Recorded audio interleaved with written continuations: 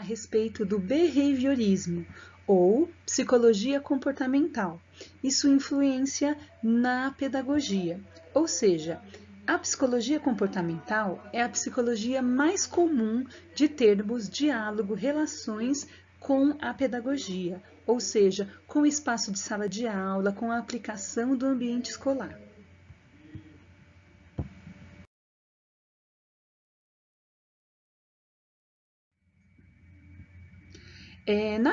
Na psicologia comportamental, os dois ícones que nós temos são o Pavlov, que é esse primeiro senhor, e o Skinner.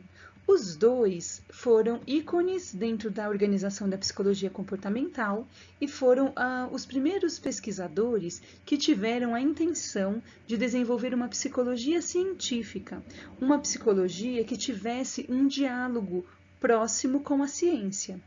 Pensando em quê? Pensando em que a psicologia deveria estudar comportamentos observáveis e mensuráveis. Então, a gente pode dizer que existe uma oposição de uma psicologia mentalista, uma psicologia que fale de mente, de pensamentos. A psicologia comportamental quer estudar, quer falar sobre comportamentos observáveis, comportamentos que são possíveis serem quantificados.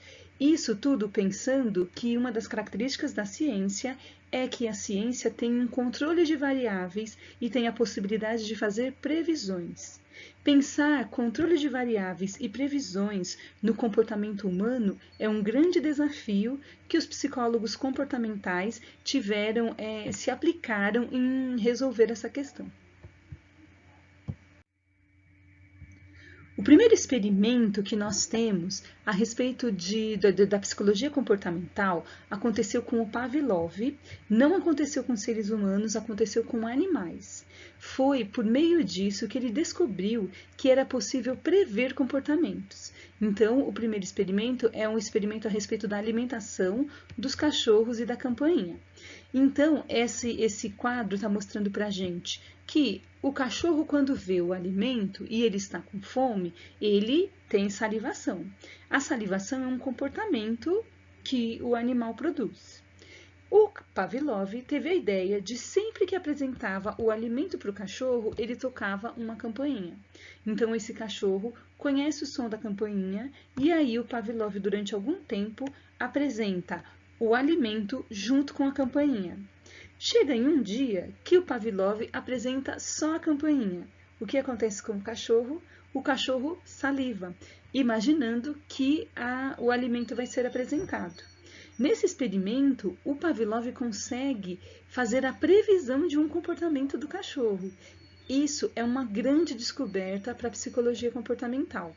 Até hoje, a gente tem, mesmo em seres humanos, o conseguir prever comportamentos. Então, o behaviorismo, ele estuda a relação que o homem tem com o seu ambiente, que um ambiente pode prever o comportamento do homem, tá? Do ser humano. Então, o behaviorismo dedica-se ao estudo das interações entre o indivíduo e o ambiente, entre ações do indivíduo, suas respostas, e o ambiente, as estimulações. A psicologia comportamental sempre vai lidar com a questão do homem e o ambiente, usando estes termos. Resposta é o comportamento humano e estímulos é o que existe no meio ambiente que vai determinar o comportamento humano. Os comportamentos, eles são, então, compreendidos como interações do ser humano e do indivíduo, e é uma unidade básica de descrição e o ponto de partida para a ciência do comportamento. O homem começa a ser estudado a partir de sua interação com o ambiente, sendo tomado como um produto e produtor dessas interações. Então, a gente fica pensando, por exemplo, o comportamento da leitura. O que é que faz com que o comportamento da leitura se desenvolva ou faz com que a pessoa, o ser humano, não consiga ler, não consiga produzir o comportamento da leitura?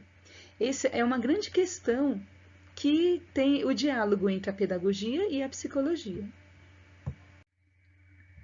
Então, a grande questão é: o que podemos fazer para aumentar ou para diminuir um comportamento? Essa é a aplicação da psicologia comportamental na escola. Então, se eu tenho uma turma indisciplinada, existem coisas que eu posso fazer para aumentar ou diminuir esse comportamento. Então, o comportamento de uma indisciplina na sala de aula é um comportamento que quer ser reduzido. Então, a gente tem que estudar que coisas existem no ambiente, que coisas existem nas relações humanas que acontecem dentro da sala de aula e que promovem o aumento desse comportamento.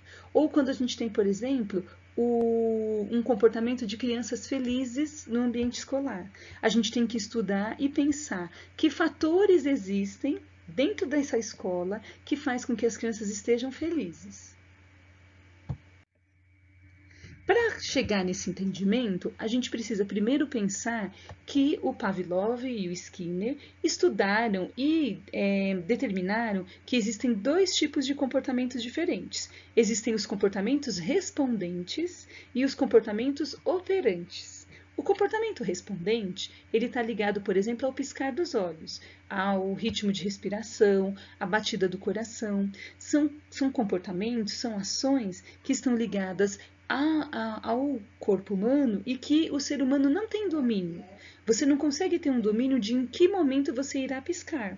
Então, é um comportamento respondente. Você não consegue ter o domínio em que momento o seu coração irá bater. É um comportamento respondente. Agora, o comportamento operante, por exemplo, a criança pular, é um comportamento operante. Ler, escrever, andar, tá? Falar, todos são comportamentos que são operantes, que o ser humano decide fazer.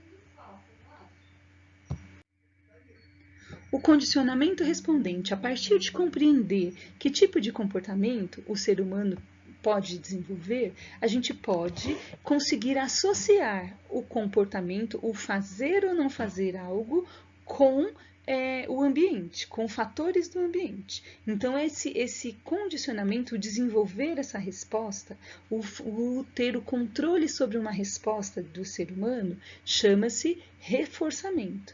Então, chamamos de reforçamento a toda sequência que, seguindo uma resposta, a tal altera a probabilidade futura de ocorrência dessa resposta.